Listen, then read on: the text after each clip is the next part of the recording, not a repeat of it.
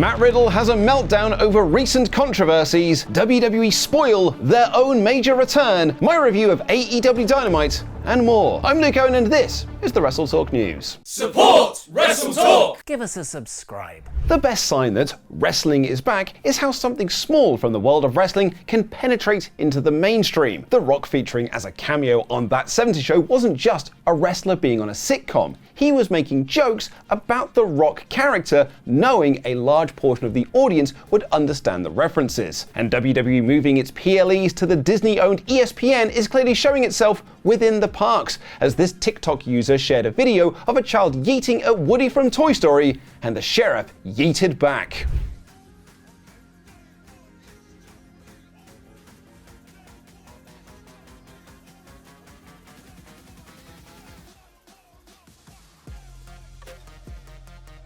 Shout out to 2Ghost on Reddit with the best comment about this. 4 letters, 1 word, Andy. Wanted to open with this light-hearted story, as the next few bits might bring out the tribalistic comment, so let's hope the Woody jokes can overshadow all the crazies. 2025 has seen WWE step up their counter-programming war against All Elite Wrestling, to the point where it was reported that AEW weren't announcing dates too much ahead of time, because as soon as they did, WWE would put a show against them. All in Texas saw WWE counter-program with Goldberg's retirement, so AEW moved the show to the afternoon, and then WWE announced an NXT show to run against it. When AEW ran Forbidden Door at the O2 last month, WWE announced an entire tour of the UK and Europe, as well as Clash in Paris the following week, to hurt their ticket sales. Now, as I talked about on last week's WrestleTalk podcast, I totally agree with the idea of counter-programming. It's not unique to the world of wrestling, it's done in all corners of media and entertainment. It's also not new for WWE, who've been doing this since time immemorial. I also believe that wrestling fans have pretty much decided which shows they're going to watch, with only a small percentage deciding on the day depending on what cards are presented. If you're a fan of AEW,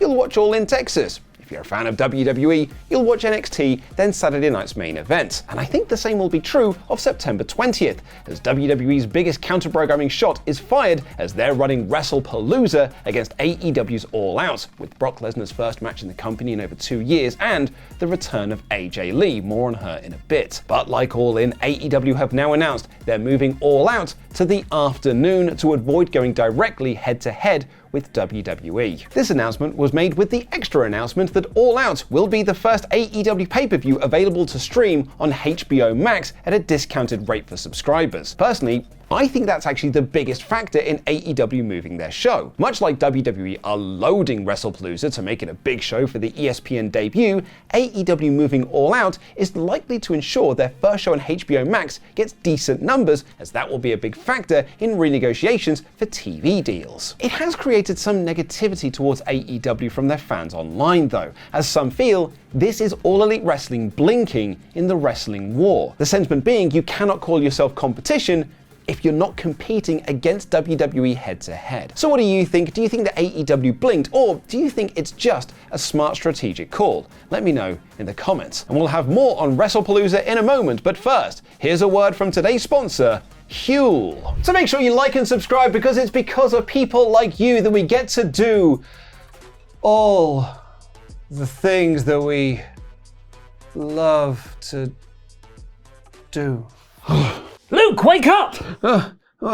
News, John Cena news, I'm doing the news. Snap out of it, Luke. Snap out of it. What's happened to you? I just feel fatigued. I have no energy. I'm a collection of 7 days. A collection of 7 days. Weak. Oh, God, that's terrible. Yeah, Sullivan, you gotta stop writing these bad jokes. Yeah, I mean, we've done some real clangers in these newsreads, but I think, Sullivan, that is the worst one you've... You should be ashamed. Wait, no, Luke, wake up. We've got to criticize Sullivan's joke writing more. I just can't. I don't have the energy. Have you tried Huel? Huel? Yes!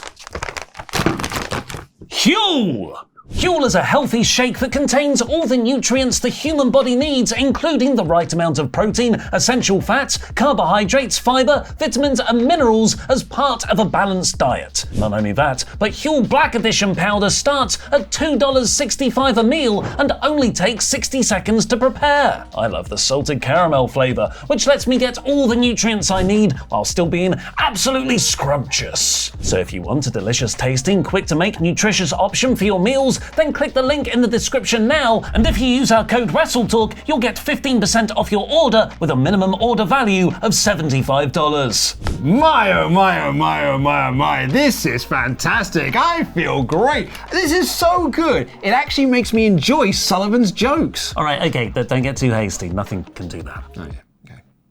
WrestlePalooza already has Io Sky versus Stephanie Vaquer for the vacant Women's World Championship announced, and there's rumors of Cody Rhodes versus Drew McIntyre for the WWE Championship, Brock Lesnar versus John Cena, and the intergender tag match of Seth Rollins and Becky Lynch versus CM Punk and a returning AJ Lee. Lee has been teased on WWE TV since Clash in Paris last weekend, and Pfeiffer reported that many backstage feel her return is now simply a foregone conclusion. But checking the comments on this week's WrestleTalk News and WrestleTalk podcast episodes, many fans are still unconvinced that AJ is returning, and some feel that fans are getting their hopes up for something that is never going to happen. While some other fans are angry that these reports came out effectively spoiling the return, although personally, I don't think you can spoil something that WWE themselves are essentially telling you is going to happen on the TV programs. But times have changed. Spoilers are getting worse. They won't obey TKO, and fans just want to curse. Should we blame the government or blame society? Or should we blame Dave Meltzer and Sean Ross Sapp? Heck no! Blame WWE!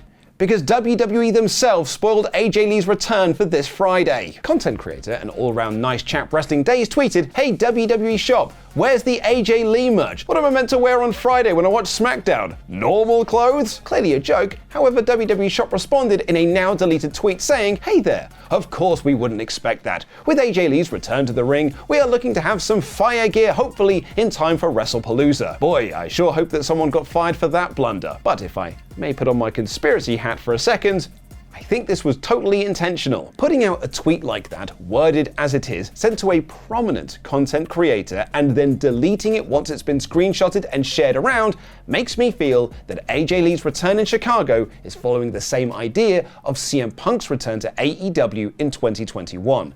It's the worst kept secret. You basically tell everyone that the thing is happening, so they buy a ticket or tune into the show to see the thing happen. WWE are essentially feeding the rumor mill to create buzz and hype. And for what it's worth, Wrestling Days has now announced his retirement from Wrestling Scoops journalism and will be handing the baton to a younger generation. What a guy. Now, I can't really find a good segue into the next story, so, speaking of a guy, Matt Riddle hasn't had the easiest of transitions into a post-WWE life since his release in September 2023. Much like his release was surrounded with controversy, so has his bookings outside of WWE. Case in point is Global Wrestling Kingdom show in Barnsley that took place on August 31st. Riddle was scheduled to face Simon Miller, but no-showed the event, and Miller faced Grado instead. Riddle has since been accused of ripping off the promotion as, according to a report from Cultaholic, he hasn't paid back the deposit he was paid. What makes matters worse for the story is the show was a charity event raising money for survivors of domestic abuse and homeless veterans. Riddle has since addressed the controversy, saying he didn't fly to the UK as he claims GWK paid for a flight on a Thursday, but the show was on a Sunday, saying the promotion didn't book him for any other shows or meet and greets like they said they would. So, according to Riddle, he booked himself for other shows on those dates and said he would fly out to the UK on Saturday, to which GWK asked for him to pay for his own flight. He added, "I never said I would pay you guys back. That's a lie. Also, this show wasn't a charity event. That's a lie. That was a last-second change. You also booked me in the worst flight in history, bro. Middle seat, no meal, no checked bag. GWK, this is probably your last run." Cultaholic, with the receipts however, reposted a video of Al Snow announcing the show would be a charity event 4 weeks ago and added that Riddle recorded a promo for the Miller match after that announcement, which means he did know it was a charity show. Riddle then went on a sweary rant on social media where he said, "I'm not lying, but I really don't give a funk anymore. Most of you motherfunkers are just dumb funking clumps. Just like when you believe that Me Too BS, all the other funking garbage. You guys are all funking dumb and it's funking insane. It's funking insane. Funking believe these funking creeps?" He added, "At the end of the day, I'm gonna keep getting booked. I'm probably gonna start fighting again. I'm probably gonna do a lot of other spit. Funking crushing it on OnlyFans because I've got a big funking you-know-what. And I'm nice as funk, dude. Everybody, if you don't like me, unfollow, go funk yourselves." Not that this is the most important thing, but he dropped 17 F-bombs and 1 C-bomb in that rant, but yet he referred to his penis as you-know-what, just in case the kids are listening. Simon Miller has posted to Twitter, "All I know about the weekend is I arrived at the GWK show, got told Riddle wasn't there, and was informed that Grado will be the replacement. I got excited, because Grado is the man. I have nothing else I can report. I was mainly concerned for the fans, but seemingly everyone got taken care of. Always the most important part. I wasn't going to mention it, but people are now saying I leaked this information. I certainly did not. That isn't, and never will be, my bag." And there's no easy way to transition out of that story, so... It's Thursday, you know what that means. It's time for my review of AEW Dynamite. The show opened with Gabe Kidd calling out Darby Allin and getting him, which led to a wild brawl that also included Wheeler Yuta, Jon Moxley, Claudio Castagnoli, The Ops, Hook, Marina Shafir, and Willow Nightingale. Darby used his thumbtack skateboard on Yuta and brawled with Kidd to the back, where he put him to sleep and dragged him in a body bag from his truck. A wild opening to the show this was, and told several story beats like Darby versus Mox, Willow and Marina, and The Ops' issues with Hook. Later on, Renee tried to interview Samoa Joe about this, but Hook walked up and Joe told him that he was the one to make the call to replace him with Hobbs because the opportunity for the trios titles was there and they had to take it. He told him that one day Hook will need their help and the Ops will have his back. Also later in the show, Harley Cameron and Chris Statlander laid out a challenge to Megan Bayne and the Triangle of Madness and Bro Dido for the tag team titles, and Marina Shafir walked up to Chris Statlander, who has been sort of mending bridges with Willow Nightingale, and Chris told Shafir to tell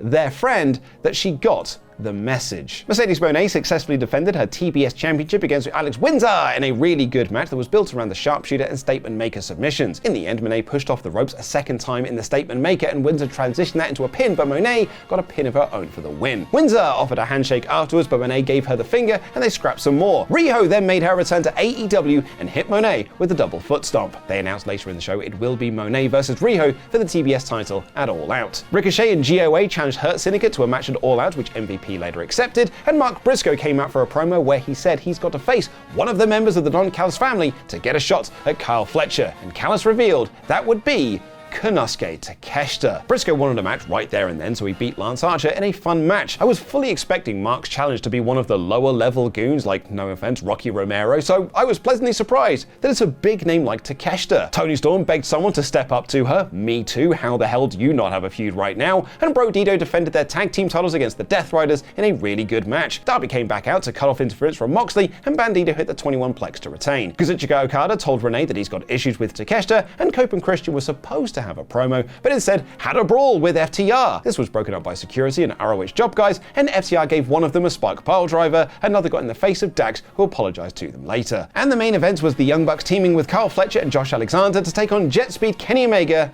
and Hangman Adam Page. This was all kinds of awesome. A proper 22-minute party match where everyone got their chance to shine and everyone looked better coming out of it, especially Kyle Fletcher, who not only got the pin for his team, but also took out Hangman Page with the brainbuster into a chair and Omega with a brainbuster off the apron through a table on the floor. This felt like a way to write Kenny off the show for a while, and it really worked. This was an awesome episode of Dynamite with great matches and great angles, and it was greater than last week's episode. Very sorry that yesterday's WrestleTalk news was late. We had some really annoying technical issues with Premiere Pro. Sort it out, Adobe! It's on screen right now if you missed it yesterday and you need to catch up. I also wanted to say that this is my last WrestleTalk news for a week, as I'm going on holiday as of tomorrow. See you when I'm back!